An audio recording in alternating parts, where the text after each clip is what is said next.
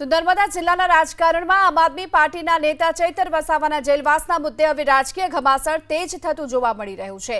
ભાજપના વરિષ્ઠ નેતા અને સાંસદ મનસુખ વસાવાએ આ મામલે આમ આદમી પાર્ટી પર ગંભીર આરોપો લગાવ્યા। મનસુખ વસાવાએ આકરા પ્રહારો કર્યા કે જ્યારે ચૈતર વસાવા ખરેખર મુશ્કેલીમાં હતા ત્યારે આમ આદમી પાર્ટી તેમની પડખે ઊભી રહી નહોતી અને હવે માત્ર રાજકીય લાભ ખાટવા માટે તેમના સમર્થનનું નાટક કરી રહી છે।